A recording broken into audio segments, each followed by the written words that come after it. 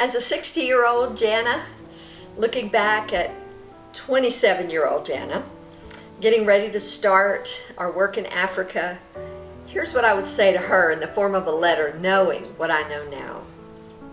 Dear Jana, you are newly married, fired up, as prepared as can be, and will be boarding a plane soon, starting out to serve in a foreign land. Foreign to you, but not to those you're going to serve. You got your bags packed, said a cheerful goodbye to your family, and nothing but a clean slate on which to make your mark. You and Jerry are not going on your own, but you're standing on the shoulders of many others who've gone before you and paved the way. You'll find things you never imagined waiting for you. Lessons to be learned, difficulties to encounter, roadblocks and detours that if you knew now, you would turn right back around and never get on that plane. You're going with a simple faith and trust in God and an answer to His call. That will be enough to keep you going through everything until the end of your race. Yes, the end. You just thought you were going for a little while and then going to move on to other places, but this call is for life. And it's in a little village in the middle of nowhere. Wow. What does that change now in your thinking? Perhaps taking time to do a little language learning the culture, understanding more about the people you're going to. A little different from the concept of blow in, blow up, and blow out, isn't it? Short-term missions is important, but this won't be short-term. You will be in it for the long haul. You will leave a legacy. Make sure they're full of good things. God gave you a husband who has a heart after God first. His main goal in life is the same as yours. That's what you asked for, remember? Everything he does for God, he wants it to be excellent. He'll never do anything halfway or makeshift. Remember that when you get frustrated and things take too long to finish. Trust me, it will be worth it. You'll see. Your sharp temper and impatience will get you in a lot of trouble. So chill out. Listen a lot and be slow to answer. Let God control that passion in you. Remember, you're learning a whole different culture, a different way of doing things. You will experience culture shock. It's not the big things that will rock your world. It's the small things. Things not being as you perceive they would be. That's culture shock. The things you experience and you think it's supposed to be done in a certain way, only to realize that your way is wrong for there. Make every experience a learning experience until the day you die.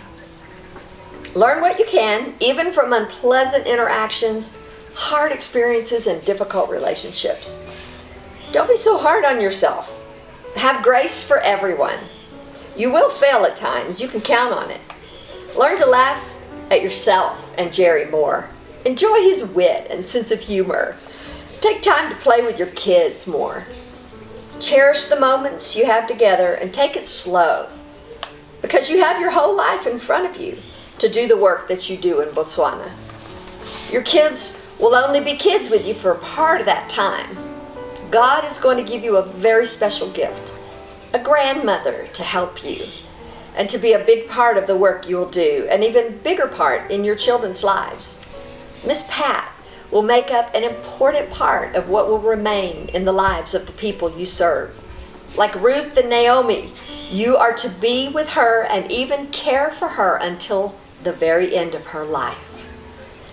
Something will come and you'll be shifted from being a sentimental soul, hanging on to memories and material things, and when they're all ashes, you will hear the Lord say, Jana, we love people, not things. You will find that the treasures are found in relationships God brings your way.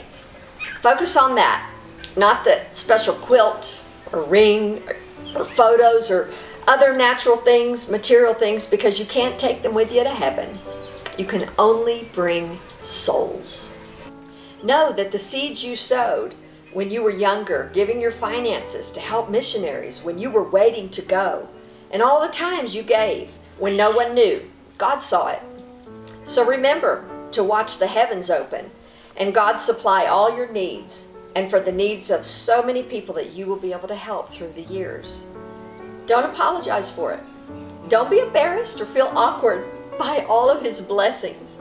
Know that's just the way He works. And know that it's His way, and He can trust you to be a steward of all that He will give. You will have many dreams. Don't be afraid of them. You can do it.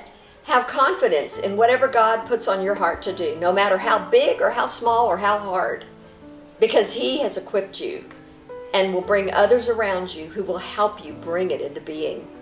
There is no limit to what God can do with a soul that is fully surrendered to Him. But I will give you a glimpse of what is ahead. In the first 33 years, you'll see over 100 babies rescued and cared for. 3,000 plus Americans will come through your ministry to learn and serve and discover the beauty of Botswana and its people. 80,000 young people in schools will be presented with Bibles and be given tools to learn how to live for Christ. 14 churches will be planted in remote regions of the north. Love Botswana will become a voice for the north of Botswana to champion its needs. A ministry with far-reaching services to the deaf will arise. Education on the Children's Act and protection of children will be in 22 wards in your area, resulting in over 600 cases brought to the forefront. For 25 years, a school will serve hundreds of children and develop leaders for Africa with a heart for God. You will partner with the government on many initiatives that will uplift and strengthen the people in the north of the country. Remember, you just need to take it a day at a time. Know that God has prepared the way before you. Stick close to your man. Stick close to God. Love your kids. And believe that God's got this. He's got you. And there's nothing you cannot do. In His grip, the 60-year-old Jana.